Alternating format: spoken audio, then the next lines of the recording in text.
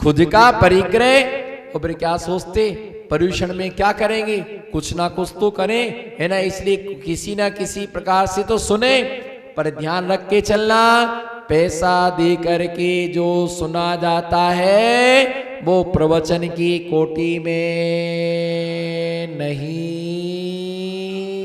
आता है। क्या समझ में आया बहन जी? जो पैसा दे करके, हाँ कोई आया है, हमने उसका सम्मान किया, वो बात अलग है।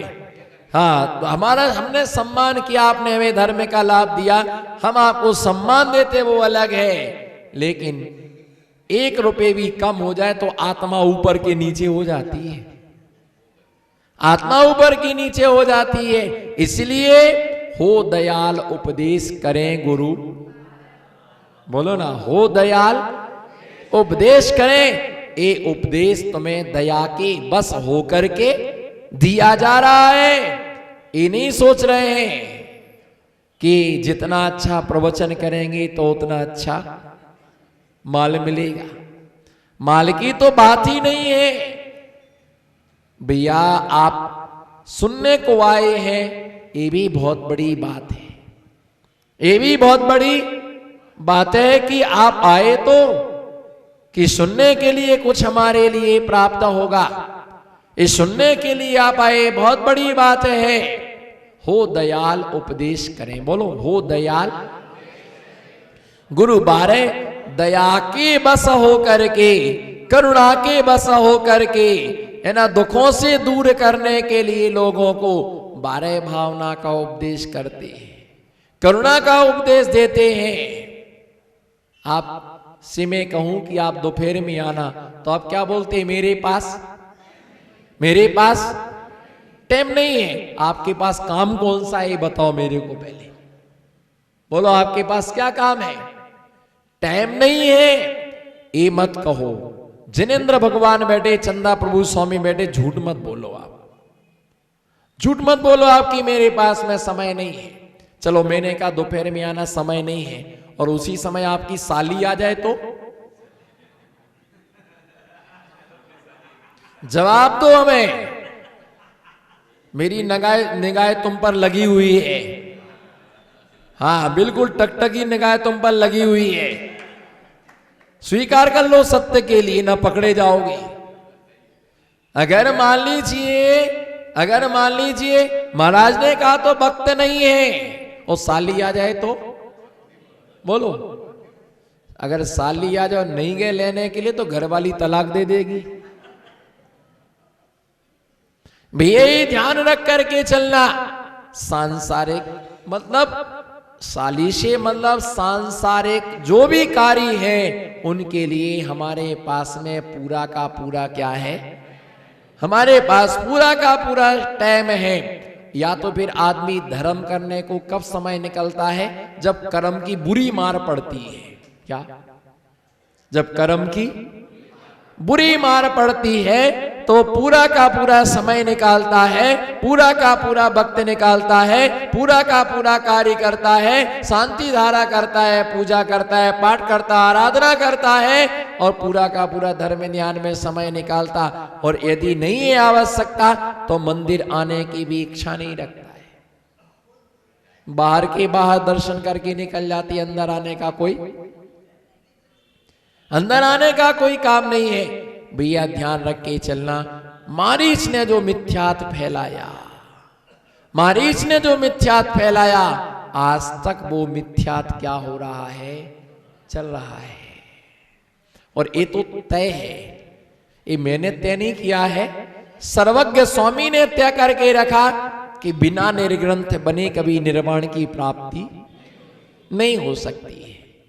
बिना निर्ग्रंथ बने एक व्यक्ति आया, तोले महाराज जी शिखर जी की वंदना करने गए थे। मैंने कहा बहुत बढ़िया, बोलो ना बहुत बढ़िया। शिखर जी की वंदना करने गए थे, बोलो बहुत बढ़िया। तो मैं तो जल्दी गया और जल्दी वापिस, बोलो ना मैं जल्दी गया और जल्दी वापिस आ गया। तो तुमने क्या किया? बोले शॉर्टकट से गया, शॉर्टकट से आ गया। मैंने बहुत अच्छा है। बोले महाराज जी मोक्ष यदि जाना हो तो शॉर्टकट रास्ता नहीं है क्या? मोक्ष जाने के लिए शॉर्टकट रास्ता नहीं है क्या? मैंने कहा नहीं, पूरा रास्ता तय करना पड़ेगा। बोले कोई हो, कपड़ा पहने पहने कोई व्यवस्था हो, बोलो ना तो बता दें। कपड़ा पहने पहने कोई व्यवस्था हो तो बता दो, तो सफारी सूट पहन करके फिर है?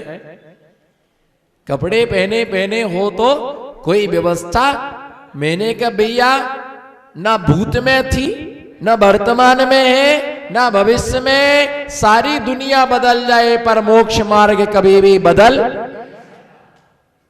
सारी दुनिया बदल जाए, बोलो जी, सारी दुनिया बदल जाए, भले बदल जाए, लेकिन दिगंबर जैन मुनियों का पथ कभी भी बदल नहीं सकता है। और इनके लिए कोई मार्ग पर चलने से रोक नहीं सकता है। दुनिया के देश देशांतरों में कोने कोने में विहार करते हैं, पद विहार करते हैं, और ये पंचम काल के अंत तक ये विहार चलता रहेगा। इसलिए दिगंबर मुनिराज जो है ना, दिगंबर मुनियों का जो मोक्ष मार्ग है, निर्ग्रंथ पथ है, वो कभी भी निर्ग्रंथ पथ कभी अवरुद्ध नहीं हो सकता है, और इसके बिना मोक्ष की प्राप्ति। चलो कोई बात नहीं, अगर अच्छे मुनि नहीं बन सकती हो, नहीं है सामर्थ्य में मुनि बनने की, तो कम से कम अच्छी श्रावक तो बनो। क्या अच्छे? एक व्यक्ति बोले मुझे अच्छा मुनि बनना है, तो मैंने कहा पहले अच्छे श्रावक बनो। क्या बनो? अच्छे श्रावक बनो, और जो अच्छा श्रावक बन जाएगा उसे अच्छा मुनि बनने में टाइम नहीं लगेगा। उस श्रावक के तो तुम में लक्षण नहीं है, और तुम मुनि की तुम क्या करते हो? चर्चा करते हो। इसलिए ध्यान रख के चलना। हो दयाल उपदेश करें गुरु 12। आज तक का रिकॉर्ड है भगवान महावीर स्वामी के मोक्ष हो जाने के बाद दिगंबर महामुनिराज प्रवचन का पेमेंट नहीं लेता है। बोलो, सबके श्रीमुख से निश्चित हो ये बात, दिगंबर जैन मुनि प्रवचन का, और जो बिना पैसे का होता है। इसी प्रकार से देखो, मुनियों की भैया वृत्ति करने का भी क्या नहीं लगता है कि एक पैर दबाने का 50 रुपए, दोनों पैर दबाने का 100 रुपए, माथा दबाने का 500 रुपए। है ऐसा कोई व्यवस्था? आहार देने का कुछ पर गिरास कुछ लगता होगा, पानी देने का 250 रुपए। नहीं भाई, दिगंबर मुनिराज की चर्या में सम्मिलित होने का क्या नहीं लगता है? पैसा नहीं लगता है। हां, पर यहां जो लगता है वो कहीं भी नहीं लगता है? बोलो, यहां जो लगता है वो कहीं भी। देखो, अगर फोकट में कोई चीज मिले तो इतनी भीड़ लग जाए कि हमालना मुश्किल हो जाए। लेकिन चौका में देखो, सोचना पड़ता है कि जाए कि, और एक कदम अंदर होता है तो धुक धुकी हो जाती। क्या मालूम महाराज जी क्या पूछ रखेंगे, क्या नियम दे देंगे, क्या करेंगे। इसलिए 2-4 दिन देख तो लो पहले, जिनने पहले आहार दिया उनसे पूछ लो, हाँ कोई भारी नियम है नहीं है तो आ जाएगी। कई लोग तो हमारे यहाँ उधारी में खाता खोलने आ जाते हैं, आहार देने आके बोले महाराज जी जनवरी में आहार ले लो, मार्च में त्याग कर दूंगा। मैंने कहा क्यों? बोले फरवरी में शादी में जाना है।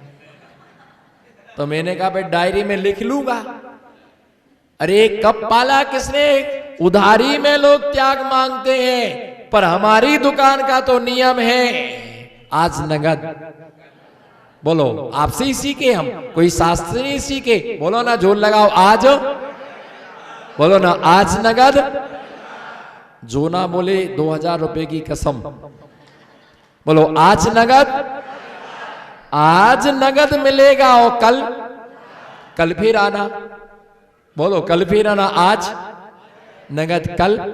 और इसके साथ ये भी नियम है, बिका हुआ माल वापिस, बिका हुआ माल जो एक बार नियम तुमको दे दिया है उसे चाहे बैठ के पालन करो, चाहे बोलो चाहे बैठ के पालन करो, चाहे खड़े होके पालन करो, चाहे लेट करके पालन करो, चाहे हंस करके पालन करो, चाहे बोलो ना अच्छे से बोलो, चाहे हंस के पालन करो, चाहे रो के पालन करो, चाहे लेट के पालन करो, चाहे बैठ के पालन करो, वो नियम तो तुझे निभाना ही पड़ेगा। और नियम तोड़ा तो अंग अंग टूटेंगे तुम्हारे। नियम से अगर नियम तुमने तोड़ा, नियम को भंग किया तो कुछ भी तुम्हारे पास में बचने वाला नहीं है। दिगंबर मुनिराज जिन मुद्रा को हल्के फुल्के में मत लेना, यहां कुछ नहीं लगता है, पर यहां जो लगता है वो कहीं पर भी नहीं लगता है। दक्षिणा ना दो तो कम से कम प्रदक्षिणा तो दो। क्या दक्षिणा ना दो तो कम से कम प्रदक्षिणा तो दो। पर यहां पर आप स्वस्थता मिलती है, निरोगता मिलती है, आनंद मिलता है, हर्ष मिलता है, पर थोड़ा सा स्टिक रहना पड़ता है। आदमी सोचता है कि 1 महीना तो बहुत हो जाएगा महाराज, कुछ कंसेशन, कुछ डिस्काउंट। 80 साल के दादाजी बोल रहे, बोले कुछ कम दिन के लिए, बोले 5 दिन को त्याग कर दो। मैंने कहा उसको भी त्याग क्यों करते हो? तुम आलू का त्याग मत करो, आलू तुम्हारा त्याग करेगा। तुम आलू का त्याग मत करो, आलू तुम्हारा त्याग करेगा। भैया ध्यान रख करके चलना। संसार मूल हेतु मिथ्यात्म, संसार का मूल हेतु क्या है? मिथ्यात है, जिसके कारण से संसार में हम जन्म और बोलो क्या करते हैं? जन्म और मरण करते हैं। दिगंबर साधु के पास आने का मतलब ही होता है कि तुम मोक्ष मार्ग के इच्छुक हो। बस ये है, समय कितना लगेगा, टाइम कितना लगेगा। जब तक तुम्हारा तीव्र पुण्य उदय में नहीं आएगा तब तक तुम्हारी ये व्यवस्था 3 काल में संभव नहीं है। इसलिए इस बात को समझने के लिए हम देव शास्त्र गुरु का श्रद्धान करें, भक्ति करें। और अभी जो हमारे यहाँ पर कोरोना नाम के रोग से सारा देश जूझ रहा है, लड़ रहा है, ये भी हमारे अशुभ कर्म का ही क्या है? उदय है। ये भी हमारे पाप कर्म का ही उदय, जो ऐसा हमें इस समय जूझना पड़ रहा है। और इतनी भारी विकट समस्या बन रही है कि रोग क्या होता जा रहा है? बढ़ता ही जा रहा है। ये रोग क्या होता जा रहा है? ये रोग फैलता ही जा रहा है, ये रोग फैलता ही जा रहा है। इसलिए इससे बचने का ओम ह्रीम नमः का प्रत्येक व्यक्ति जाप करे। ओम ह्रीम नमः का प्रत्येक व्यक्ति जाप करे। प्रत्येक व्यक्ति भगवान के लिए अपने घर में बैठ करके, इस समय तो हर घर भी मंदिर हो जाना चाहिए, हर घर मंदिर हो जाना चाहिए, क्योंकि इससे बचने का कोई उपाय नहीं है। ऐसा ना हो कि अपने जीवन से हाथ धो बैठे। अगर खांसी जुखाम कोई रोग बीमारी हो रही है, बिल्कुल दूर रहें और मन ही मन में पंच परमेष्टि भगवान की आराधना करें। आज मैं भगवान से ही प्रार्थना कर रहा था प्रातः काल की बेला में, करो तू शांति। भगवान जिनेन्द्र प्रत्येक व्यक्ति को क्या मिले? शांति मिले, क्योंकि भय मचा हुआ है, डर मचा हुआ है। आज तक इतिहास में ऐसा नहीं हुआ, आज तक इतिहास में ऐसा नहीं हुआ गया कि धर्म के क्षेत्र में कहीं रोक लगाई गई हो। चिकनगुनिया इतना भयंकर रोग हुआ, माकड़गुनिया इतना भयंकर रोग हुआ, लेकिन कभी भी धर्म पर कोई काम में स्टे नहीं लिया गया।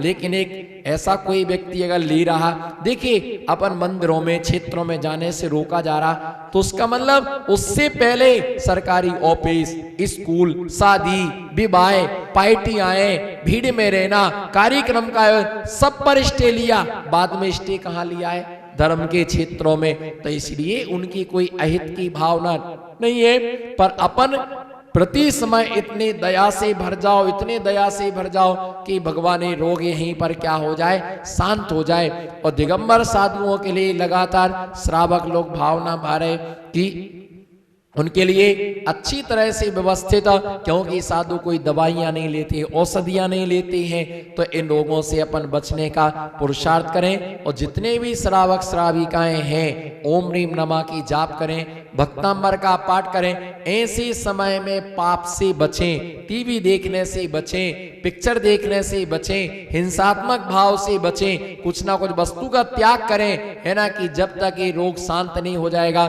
तब तक हम 2 अनाज खाएंगे, है ना, 1 अनाज खाएंगे, कुछ ना कुछ वस्तु का आप त्याग करें तो इस त्याग के बल से भी वो रोग क्या हो जाएगा। ठीक है, आज अपन इतने पुण्यशाली जीव हैं कि अपने ही हाथ नहीं है, अपने यहाँ नहीं है, लेकिन जहां लोग जूझ रहे वहां देखो कैसे भयानक मचा हुआ है ना, कैसी स्थिति बनी हुई है। तो उसको ध्यान में रख करके सभी प्रशस्त भावना भाएं और पुण्य का अर्जन करें। इसी मंगल भावना के साथ जय बोलो पंच परमेष्टि भगवान की। आचार्य अकलंक स्वामी द्वारा विरचित स्वरूप संबोधन नाम का एक लघु का एक ग्रंथ है, जिसमें लगभग 25 श्लोक आचार्य महाराज के द्वारा लिखे गए हैं, जिनमें प्रत्येक जीव के लिए अपने स्वरूप का बोध कराया गया है। प्रायकर संसार में 2 प्रकार के जीव होते हैं। एक वे होते हैं जो रूप को देखते हैं, किसको? एक वे होते हैं जो रूप को देखते हैं, और दूसरे वे होते हैं जो अपने आत्मा के स्वरूप के लिए देखते हैं। जिन्होंने रूप देखा, बोलो जिसने रूप देखा, रूप और रुपया, रूप और 2 का ही खेल है संसार में, किसका? बोलो रूप का और रुपया। रूप का मतलब होता है कि शरीर का जो सुंदरता है उसको देख करके मोहित हो जाते, वह रूप है। और रूप को निखारने के लिए रुपया चाहिए। वासना के अधीन होकर के रूप में ही मोहित रहता है, और जो स्वरूप को देखता है वह अपने आत्मा के स्वरूप का चिंतन करता है। रूप में आंखें खोल के बैठा जाता है और स्वरूप को देखने के लिए अपनी आँखों को बंद किया जाता है।